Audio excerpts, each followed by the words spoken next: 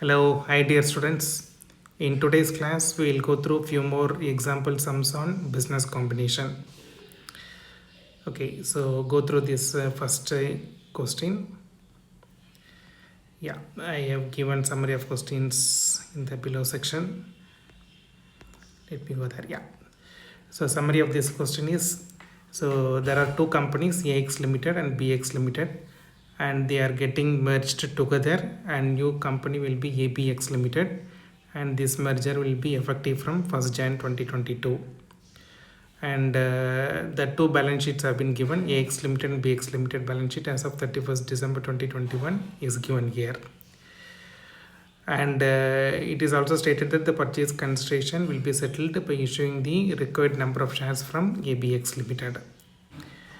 And yeah, new debentures from ABX Limited will be issued to the existing debentures of AX Limited and BX Limited. And they have also given the fair value of net assets and fair value of business. Both have been given in the example. So with this, we have to compute the merged balance sheet of ABX Limited, and they are asking us to prepare the merged balance sheet under two scenarios. So first scenario whereby AX and BX Limited will be considered that they are under common control, and second scenario is that they are not under common control. They both of them are kind of a distinct company. Okay, so this is the summary of question. So now let's get into the concepts and the answer for this. So some key notes I am trying to give here. So one, the relevant paragraph under IND AS 103 is para 8 appendix C, and here the common control business combination is defined, and it also states that under common control business combination, the merger accounting should be done under pooling of interest method. So pooling of interest method means all the existing assets and liabilities should be combined in the merged entity at the carrying value and not at the fair value. So this is the important distinction between the common control business combination and the non-common control business combination. So for common control business combination, we have to follow pooling of interest method, whereby all the consolidation will happen at the carrying value. And in case of a non-common control business combination, the merged balance sheet will be based on the fair value. So in this example, it will be clear how the merger should happen using the carrying value for the common control business combination, and how the merger should happen using the fair value for non-common control business combination. So this example will help you to understand the distinction between the common control business combination and non-common control business combination. Okay, so first let's go through the common control business combination where merger is done using pooling of interest method. Okay, so in this case, we have to follow three steps. The first step is we have to calculate the purchase consideration on pooling of interest method. And second, how the purchase consideration is getting discharged to the existing shareholders. And third, we'll have to prepare the merged balance sheet. Okay, so these are these three steps we have to follow. And on the first step, calculation of purchase consideration, so it's kind of simple. We can take all the carrying value from the existing balance sheet. So you have AX Limited, BX Limited, and you have all the assets like PPE, investments, inventory, receivables, cash. All these are assets at carrying value from the balance sheets I have taken here, and reduced by borrowing and trade payable. You have the net assets value of 90,50,000. So all the values are in INR thousands. So 90,50,000 is the 90,50,000 is the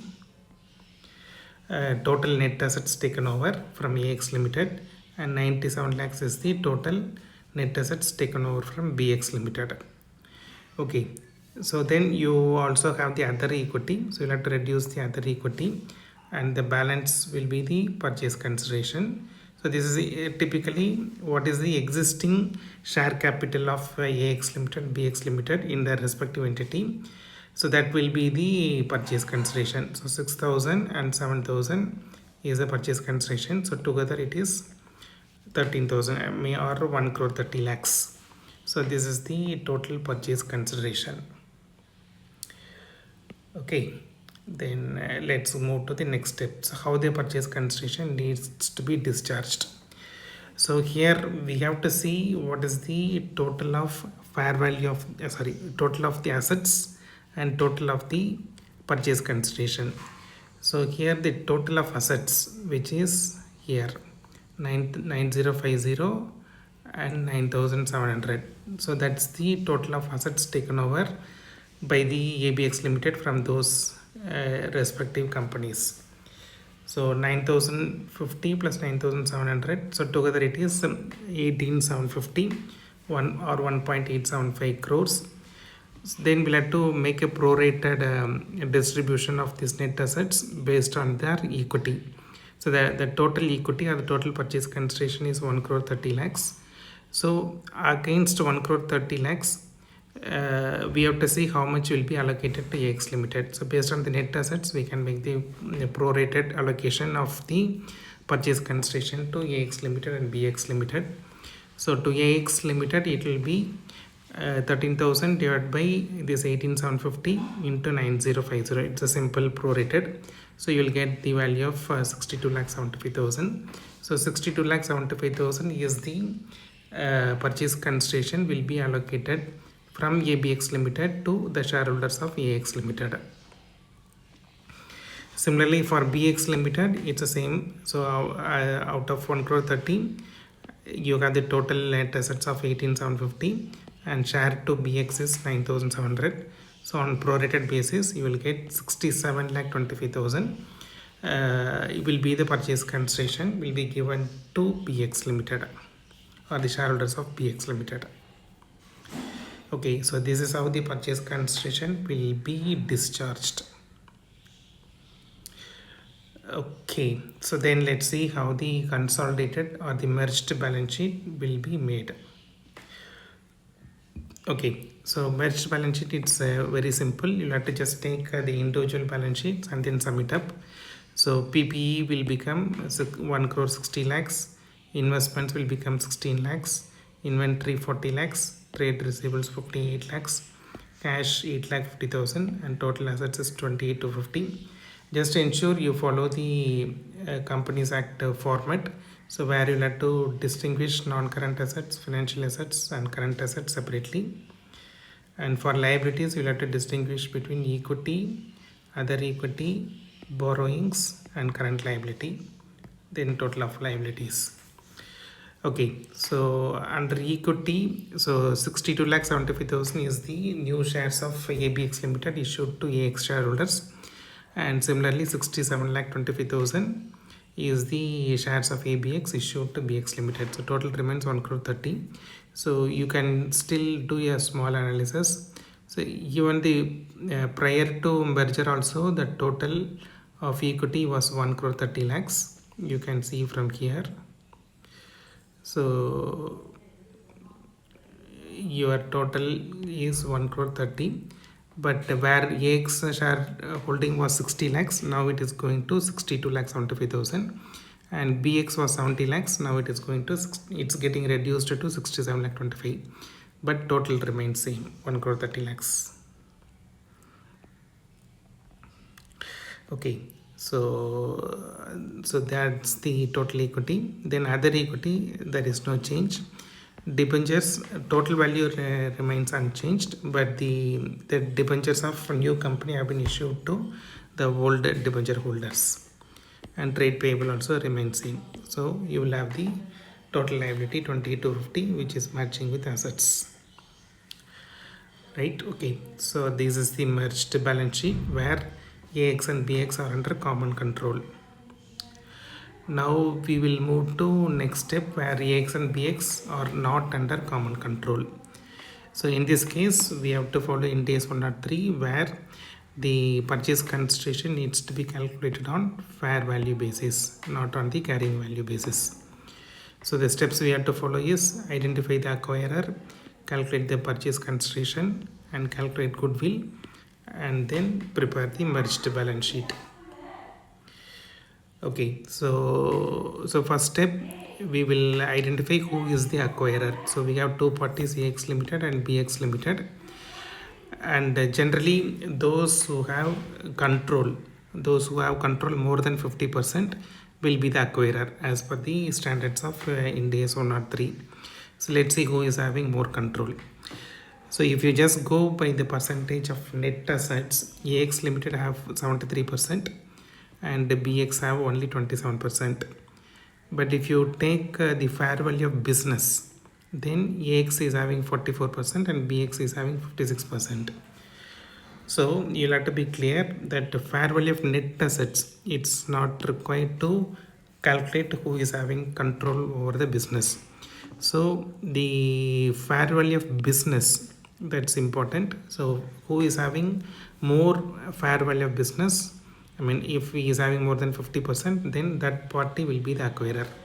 So in this case, BX Limited is having 56% of the share of the fair value. So we can conclude BX will be the acquirer and not AX Limited. So you'll have to be a bit careful whether the percentage of fair value of net assets is important or percentage of the fair value of business is important.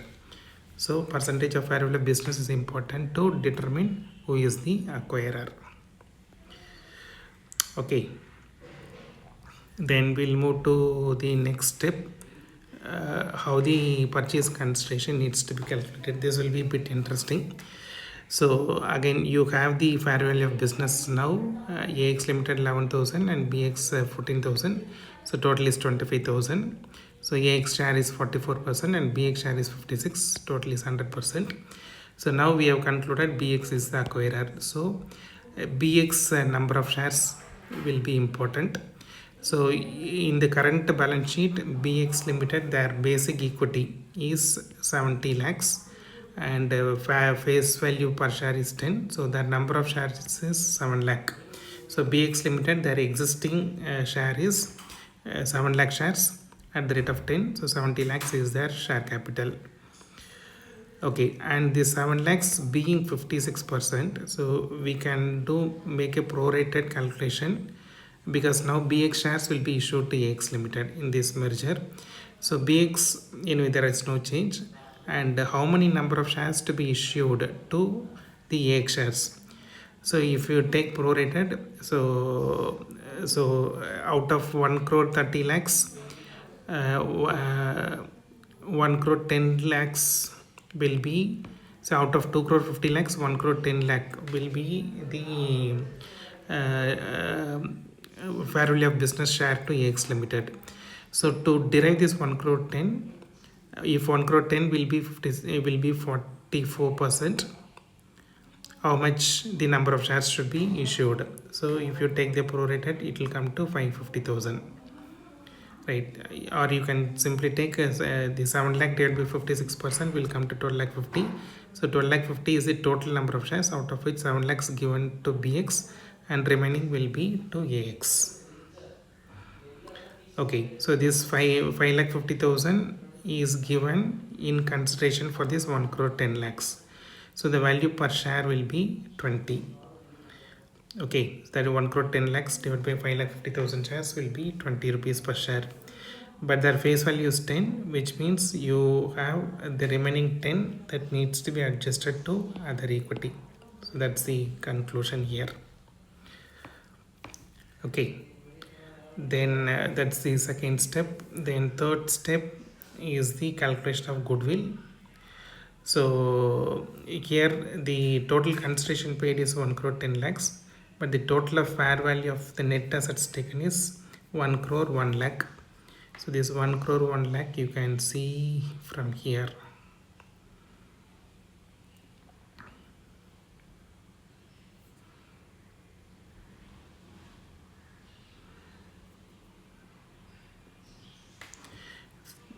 So this 9,500, 1,300, this is total 10,800 minus the liabilities assumed will lead to this value,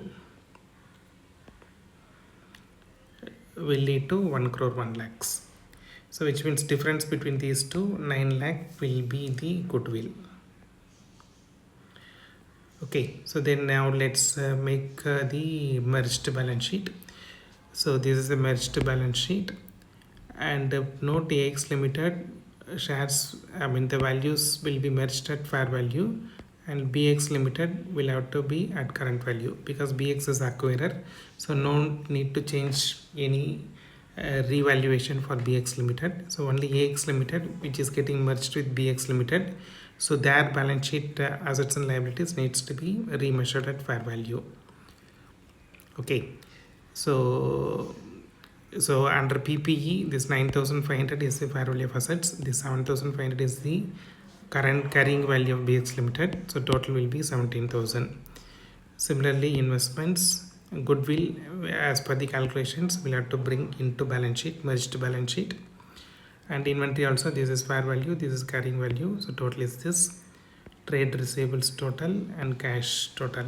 Okay, so total of merged balance sheet asset values 3 crore 2 lakhs.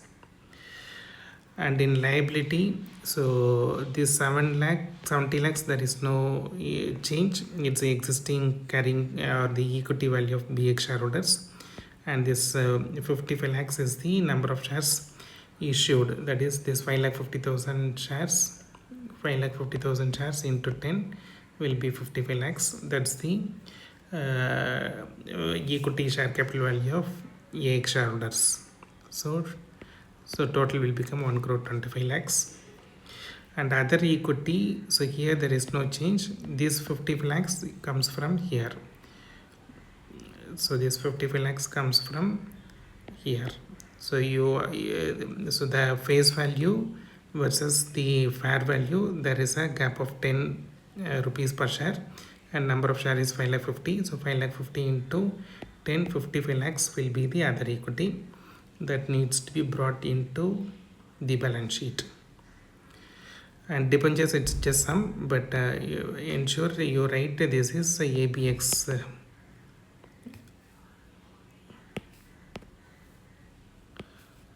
This is ABX debentures. And trade payable, it's just some. So total of asset will become 3 crore 2 lakhs. Done. Okay, so this is important. Now let me move to the next sum. So in this sum, you need to calculate what is the acquisition date and what is the acquisition value. So you can just go through this example. So I have tried to cover some summary. So here Sham Limited acquires Ram Limited, and there are various dates have been given. So the negotiation started on 9th April, and board approval has been given on 10th May, and offer has been shared on 15th May, and offer accepted by Ram on 31st May, and on 2nd June shareholders approval have been given, and so I press released on 2nd June, shareholder approval on 10th June, and 15th June finally the shares have been allotted. So you will have to see, calculate what is the relevant date or acquisition date and what is the purchase consideration value. Okay, so you need to refer para 8 of IND AS 103. So as per the para, the acquirer shall identify the acquisition date, which is the date on which it obtains the control of the acquiring. So in this example, the acquisition date will be the date on which the shares have been allotted to the shareholders of Ram Limited. So although the shareholder approval was obtained on 10th June, but the shares were issued only on 15th June. So accordingly, the purchase consideration will be based on rupees 90, and that is a market price on that date. In the total purchase consideration will be this 12,000 shares versus into 90. So 10,80,000 will be the total purchase consideration. Okay, so I think with this, let me stop today's class. So if you have any doubts or comments, please feel free to give feedback. I'll try to clarify those doubts. Thank you.